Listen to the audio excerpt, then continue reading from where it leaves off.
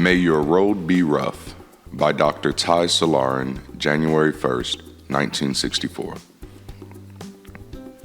I am not cursing you. I am wishing you what I wish myself every year. I therefore repeat, may you have a hard time this year. May there be plenty of troubles for you this year. If you are not so sure what you should say back, why not just say, same to you? I ask for no more. Our successes are conditioned by the amount of risk we are ready to take. Earlier on today, I visited a local farmer about 3 miles from where I live. He could not have been more than 55, but he said he was already too old to farm vigorously.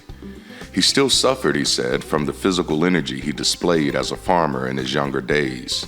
Around his hut were 2 pepper bushes. There were cocoa yams growing around him. There were snail shells which had given him meat. There must have been more around the banana trees I saw. He hardly ever went to town to buy things. He was self-sufficient. The car or the bus, the television or the telephone, the newspaper, Vietnam or Red China were nothing to him. He had no ambitions whatsoever, he told me. I'm not sure if you're already envious of him, but were we all to revert to such a life, we would be practically driven back to cave dwelling. On the other hand, try to put yourself into the position of the Russian or the American astronaut. Any moment now the count, 3, 2, 1 is going to go, and you're going to be shot into the atmosphere, and soon you will be whirling around our Earth at the speed of 6 miles per second. If you get so fired into the atmosphere and you forget what to do to ensure return to Earth, one of the things that might happen to you is that you could become forever satellite going around the Earth until you die of starvation, and even then, your body will continue the gyration. When therefore you are being dressed up and padded to be shot into the sky, you know only too well that you are going on the roughest road man had ever trodden. The Americans and Russians who have gone were armed with the great belief that they would come back. But I cannot believe that they did not have some slight foreboding on the contingency of their non-return. It is their courage for going despite these apprehensions that makes the world hail them so loudly today. The big fish is never caught in shallow waters. You must go into the open sea for it. The biggest businessmen make decisions with lightning speed and carry them out with equal celerity. They do not dare delay or dally. Time would pass them by if they did. The biggest successes are preceded by the greatest of heartburnings. You should read the stories of the bomber pilots of World War II.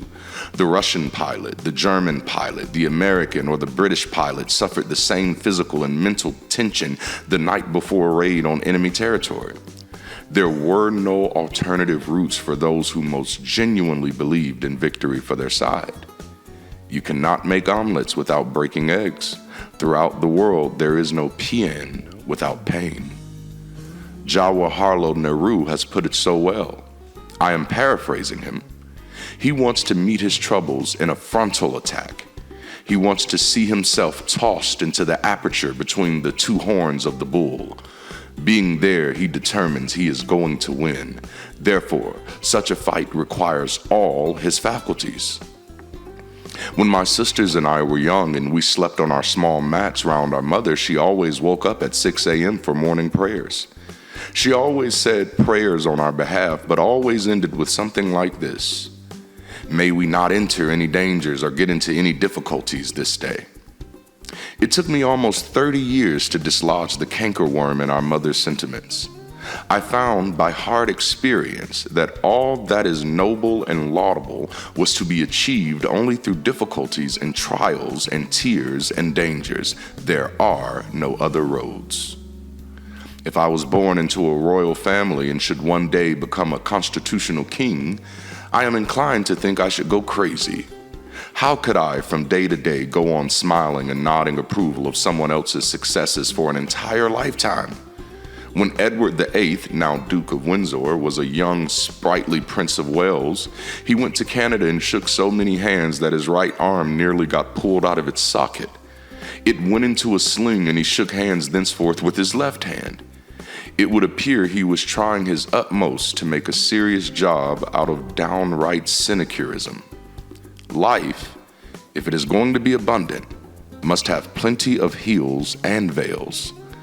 It must have plenty of sunshine and rough weather. It must be rich in obfuscation and perspicacity. It must be packed with the days of danger and of apprehension.